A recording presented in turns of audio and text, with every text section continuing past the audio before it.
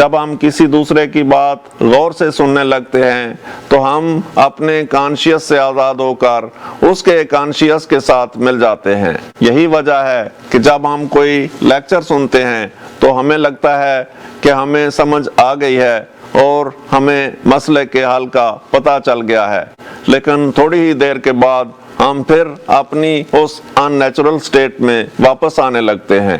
تو یہ کانشیسنس کا ملاپ کیا تھا کہ جب ہم نے کسی دوسرے کی بات سنی تو ہمیں ایسے محسوس ہوا کہ وہ ہماری ہی بات کر رہا ہے۔ کبھی کبھی تو ہم کہتے بھی ہیں کہ آپ نے ہمارے دل کی بات کہہ دی۔ تو یہ ایک دوسرے کے کانشیسنس کو استعمال کرنا، ایک دوسرے کے کانشیسنس کے ساتھ مل جانا، یہ کیا ثابت کرتا ہے؟ یہ ثابت کرتا ہے کہ ہم سب انسان ایک ہی طرح کا کانشیس رکھتے ہیں، ہم ایک دوسرے سے جدا نہیں ہیں۔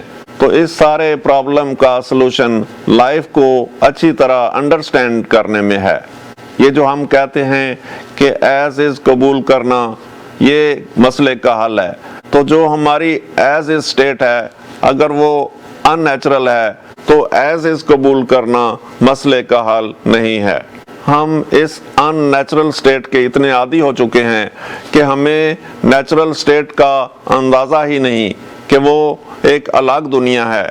یہ جو سٹریس کی لائف ہے، یہ جو ان ایزی لائف ہے، یہ جو ڈس ایز لائف ہے، یہ نیچرل کہاں ہے؟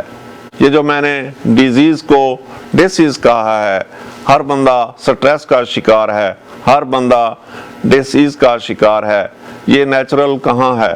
یہ تو اسی طرح سے ہے کہ اگر ہمارے ہاتھ میں کوئی کیل ٹھکا ہوا ہو تو وہ ہمیں برداشت کرنا پڑ رہا ہے، وہ نیچرل تو نہیں ہے۔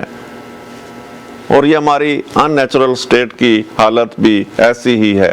تو جب ہم اپنی نیچرل سٹیٹ سے آگاہ ہو جائیں گے، جب ہم اپنی نیچرل سٹیٹ کو انڈرسٹینڈ کر لیں گے تو ہمیں کوئی پریشانی آتی بھی ہے تو وہ تھوڑی دیر کے لیے آئے گی، ہم جلدی سے جلدی اپنی نیچرل سٹیٹ پر واپس چلے جائیں گے۔